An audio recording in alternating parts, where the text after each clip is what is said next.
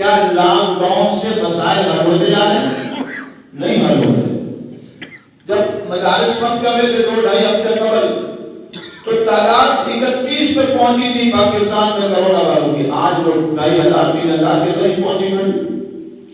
تو پوری دنیا میں یہ معاملات بڑھتے جا رہے ہیں۔ اس لیے ہم سب کو چاہیے کہ ہم ظلم و ستم سے بچیں۔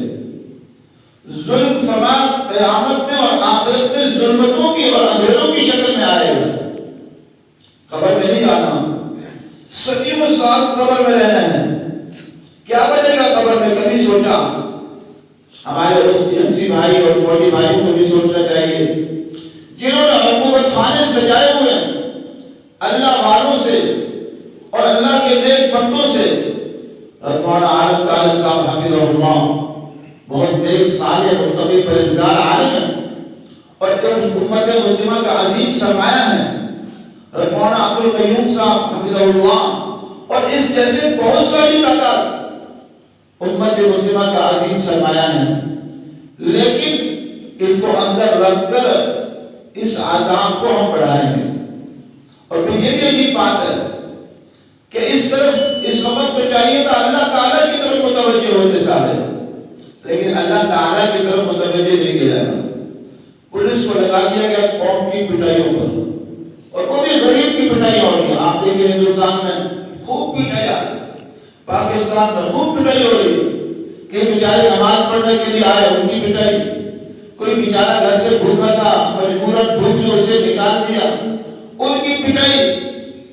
میں تو یہ کہا کرتا ہوں، ایسے میں نے کہا کہ جیسے کتا پاگل ہو جاتا نا تو وہ ہوتا اپنے گھر کے محافظ ہے نا، انہیں کو حفاظت کی کرنی ہوتی ہے، انہیں کو کاٹ رہا ہوتا ہے۔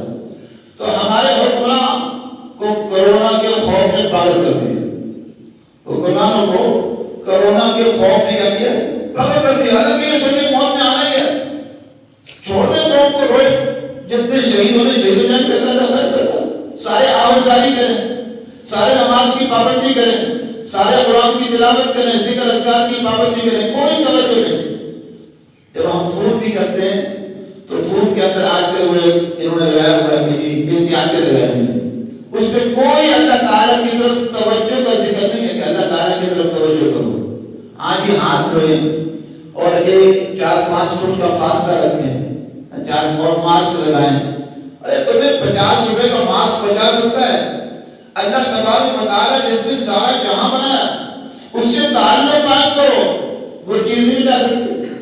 تو اس لیے اب جو ہے وہ اللہ تبارک و تعالیٰ سے تعلق قائم کرنے کی ضرورت ہے، اللہ تعالیٰ سے تعلق قائم کرنے، اور اس میں بڑا اثر ہے۔ ایک مرتبہ کوئی اللہ والے بیان کر رہے تھے